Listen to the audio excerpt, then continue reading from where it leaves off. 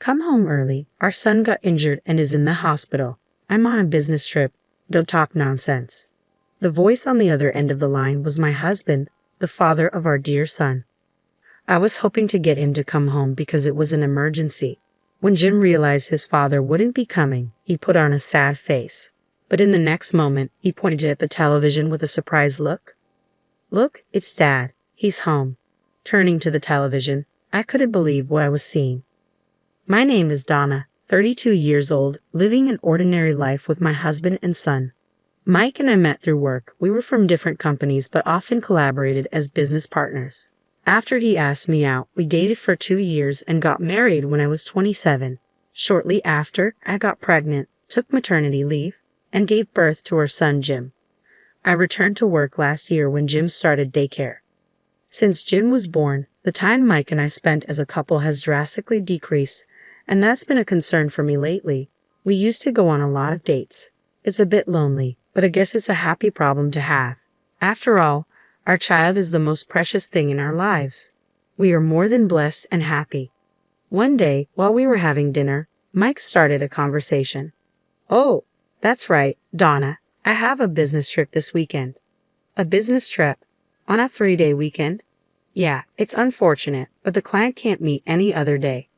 I see. Working on long weekends, you must have it hard. Yeah, I wanted to relax at home, but it's work, so I can't help it. Upon hearing our conversation, Jim, who had been listening intently, exclaimed, with a troubled expression and began to appeal to Mike. Daddy, you have to work on your day off? Sorry, Jim, Daddy really has to go this time. No. You promised we'd go to the museum on our next day off. We can visit the museum next time, Jim. I'll definitely take you next time. Dad, you said that last time too, and we didn't go to the amusement park.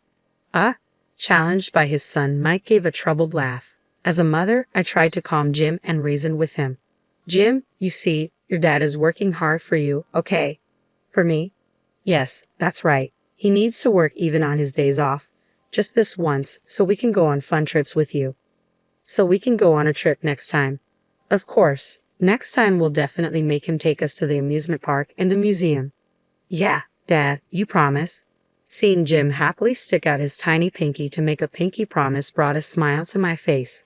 I didn't want to ruin the mood, but there were many other things about Mike's recent behavior that bothered me.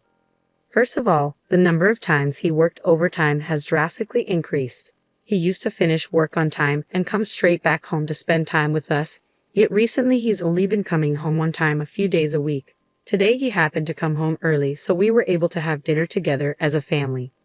With Mike being home less, the majority of Jim's care has fallen onto my shoulders. I love Jim, and I don't mind taking care of him or doing household chores, but to be honest, there are times when I want to rant a bit. I don't want to doubt him, but is he really working overtime? Such unpleasant thoughts made my chest feel tight. To clear up my worries, I decided to talk to Mike after Jim had fallen asleep. He was watching TV with a beer in hand. I casually started the conversation. Hey Mike, there's something I want to ask. At my call, Mike turned to me and said, "What's up?" It might be terrible to doubt my own husband, but nervously, I asked, you've been working a lot of overtime lately. Is work really getting that busy? Well, yeah, I've been given more responsibilities, I see, but you've also been going on more business trips, even on weekends and holidays. There are client schedules to consider, right? What's up, Donna? You usually don't ask about this kind of stuff. Well, we've been spending less time as a family recently, so I was wondering if you could reduce your overtime. At that, my husband sighed, and his tone clearly showed his annoyance. Donna, didn't you just say it yourself that I'm working hard for Jim's sake? Huh? I thought you understood, Donna. I'm doing my best for the family, so why are you being so selfish? Selfish? I didn't mean to be. Anyway, please don't interfere with my work. I'm not doing this because I want to. I understand. I'm sorry. After this conversation, our relationship as a couple took a turn for the worse. In front of Jim, we pretended to be parents who got along well, but when we were alone, our conversations dwindled to a minimum. 2 weeks later, it was the first day of the 3-day weekend, and as planned, my husband left for his business trip. Since our conversation, he had been cold to me, but he acted differently that day. As he put on his shoes at the entrance, he looked apologetic and said, "I'm sorry, Donna. I know it's a holiday. It can't be helped. It's work." Yeah, but it feels wrong to leave Jim with you. When I get back, I'll help out. Don't worry about Jim. Thank you. All right, well, I'm heading out now. Okay. Have a safe trip. As my husband left the house with a wide smile, I couldn't shake the feeling that something was amiss. I forced myself to smile back, playing the role of a good wife. The next day, Jim said, I want to go somewhere, so we headed to a nearby shopping mall. We did some shopping and decided to have lunch. Just after leaving the restaurant and heading to the parking lot, a group of elementary school students on bikes crashed into me and Jim at full speed. We both ended up falling to the ground. I twisted my ankle, but my son Jim was having trouble getting up. Jim, are you okay? I rushed over and called out to him. Jim started crying out loud, Mommy, it hurts. Where does it hurt? Can you stand? My foot hurts. I can't stand up. Oh no, it's swelling not terribly. The way he fell must have been bad. His ankle was visibly swollen.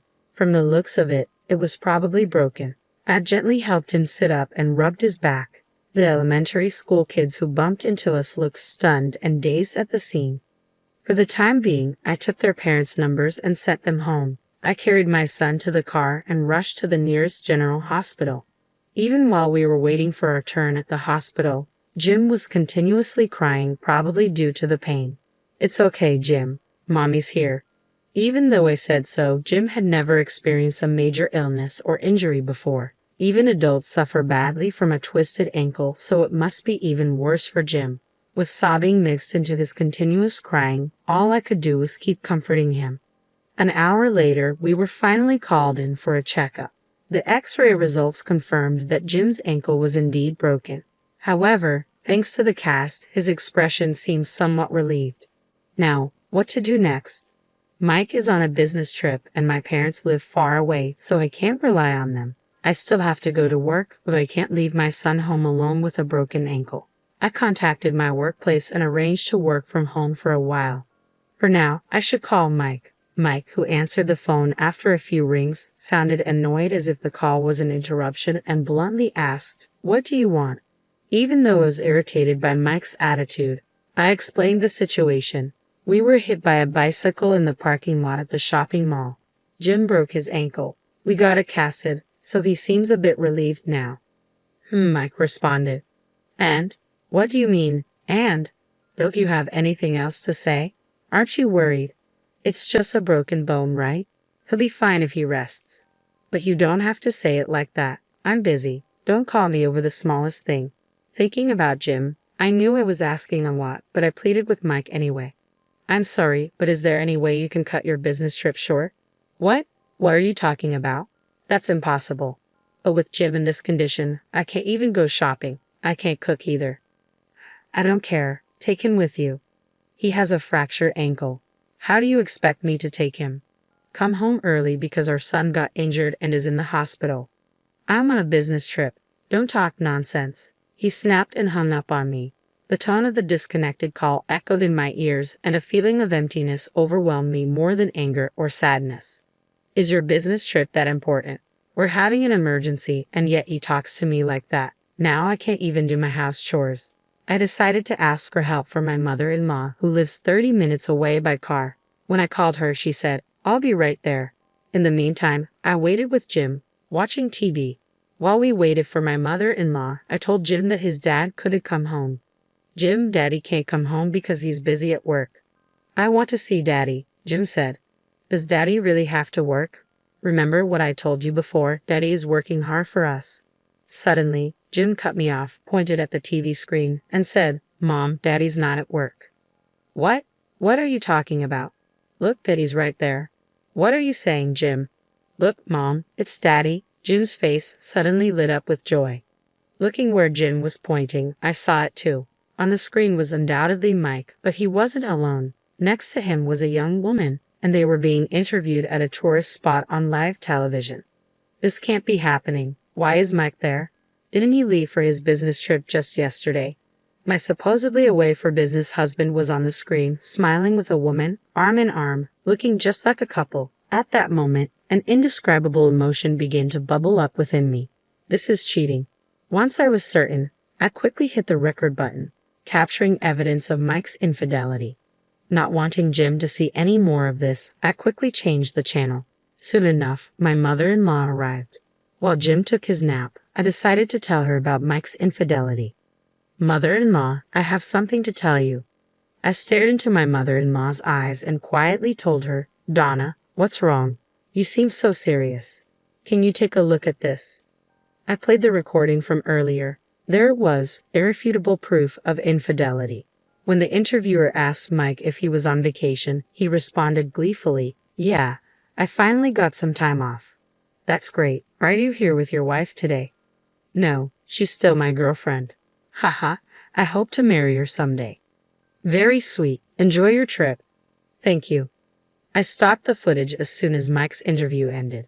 Witnessing her son's infidelity, my mother-in-law covered her mouth with both hands, lost for words.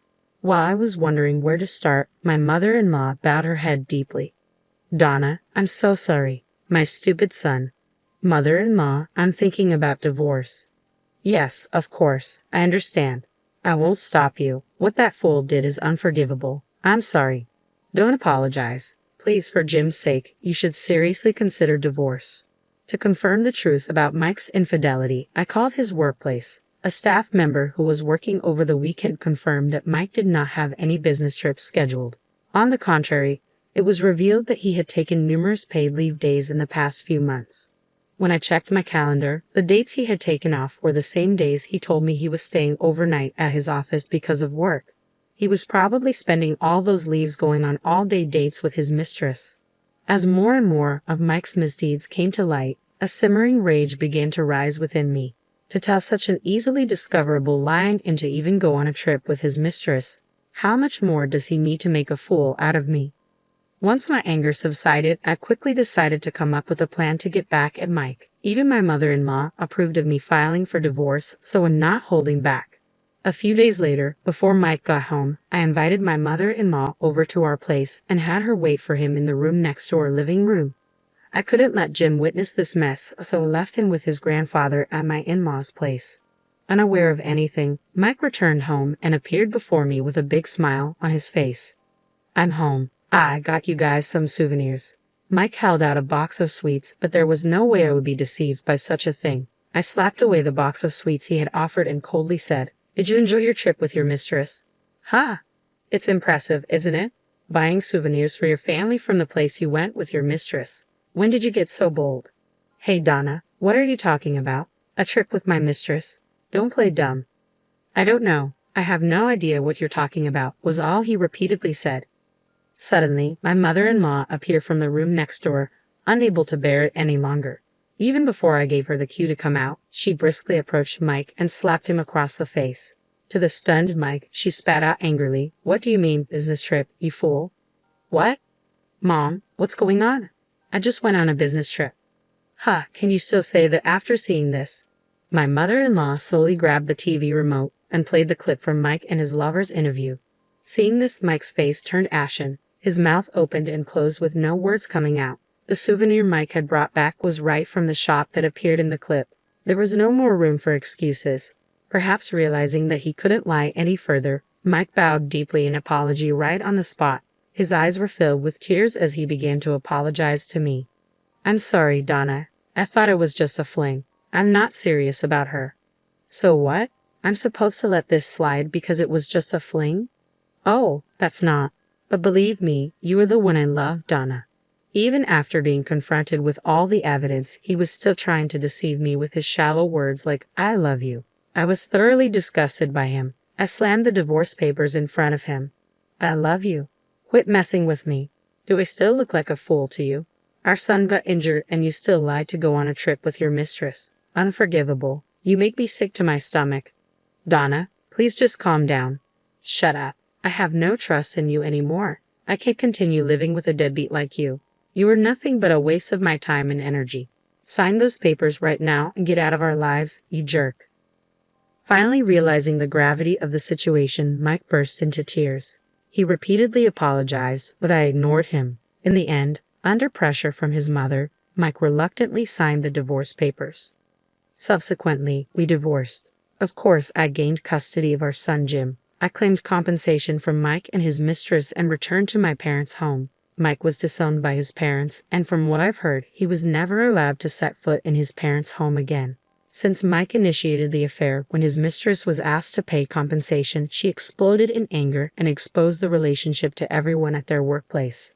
As a result, Mike was demoted to a dead-end department, and the woman, who had been a temporary employee, was let go and dismissed from the company. Mike's salary dropped significantly, and now he seems to be just getting by. He probably won't have the luxury to entertain women in the future. As for me, I am living a peaceful life with Jim at my parents' home. I haven't explained the reason for parting with Jim's father to him yet, but I know that one day I will have to talk about it. Until then, I want to cherish my time with Jim.